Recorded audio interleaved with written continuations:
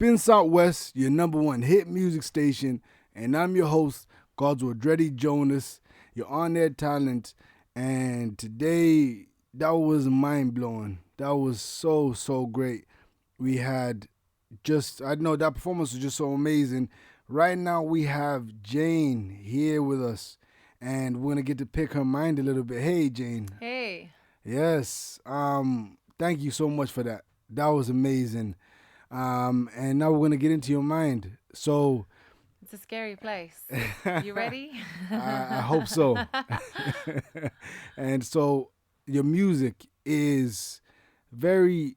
So you're a singer, and in my mind, when I think of a singer, when I think of a singer, I think about someone that's gonna be singing about love and predominantly the trials and tribulations. But listening to your album, Pass the Test, the music is different. You have songs about everything, uplifting songs, circles. You have songs like Charlie. You have songs like Escape, songs like Fraser City. What is your writing process?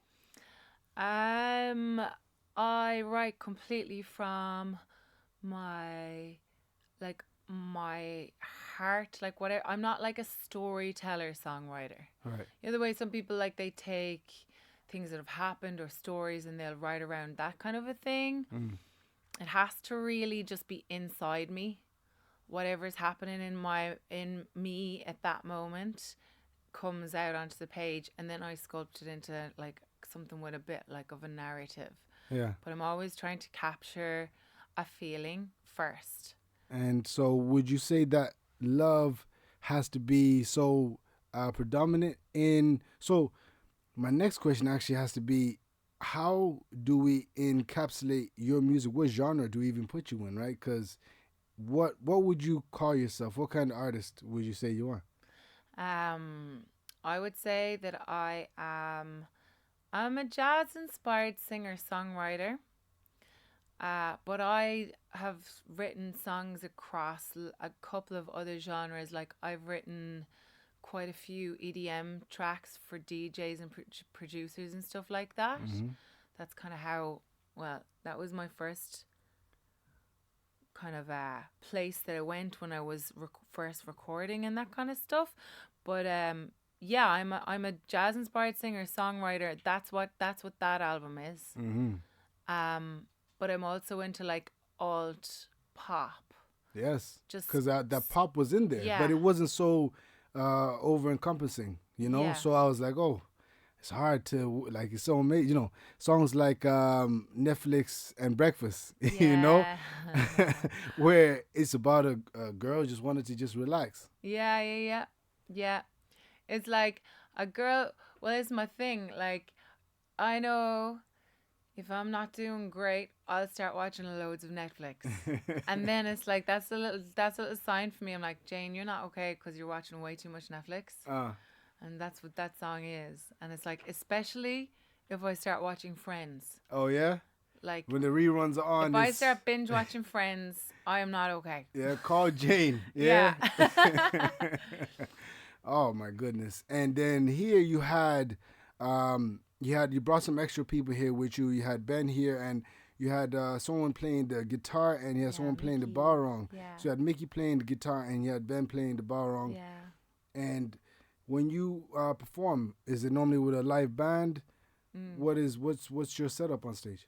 Yeah, yeah, it's a live band. I did for a short time experiment with using Ableton and using like triggering loops and stuff like Mm-hmm.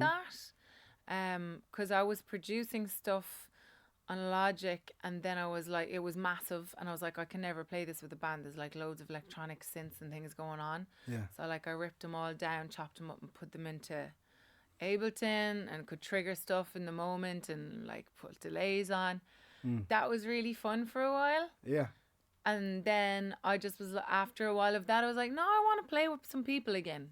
Uh, So now when I go out and play, I want some people there with me to share the vibe, like, you know what I mean? it's a big difference. Yeah, yeah, It's a big difference. yeah. You think the energy is it the energy that's given out, or what? Having the people behind you. Yeah, it's just like And it's a riffing, right? You can riff. yeah, it's a great it yeah, when you're working with stuff like stuff that's finite, like when I was doing that all that triggering stuff, I didn't really have a lot of room to improvise, which I love to do, or just go with something in the moment. Like if someone's playing really well on a solo, I want them to play more. Right. I can't really do that with like a machine, No, you AI. know? There's no AI for that. Yeah.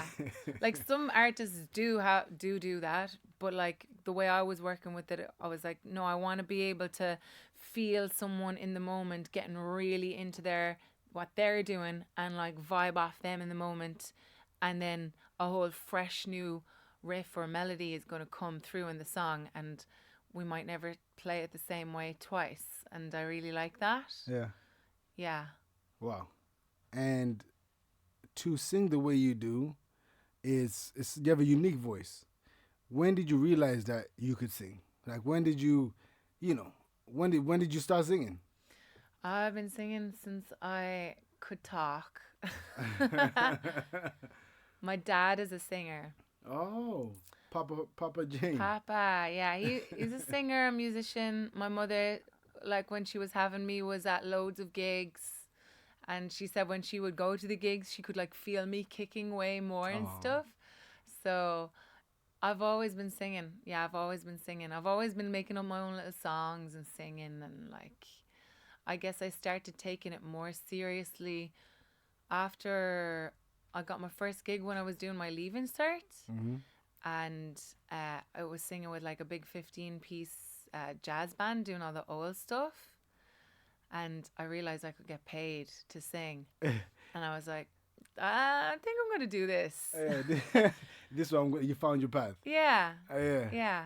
Okay, that almost answers, I guess, my next. Your father, did he? I guess did he inspire you? Is he one of your inspirations? Like, Mm. what is your father one of your inspirations? What are your other inspirations? Yeah, yeah. My dad gave me my taste in music. Like Steely Dan was like always on, and that is my favorite band. Mm. I had the pleasure of actually meeting the producer of all the Steely Dan records and becoming mates with him when I was in college.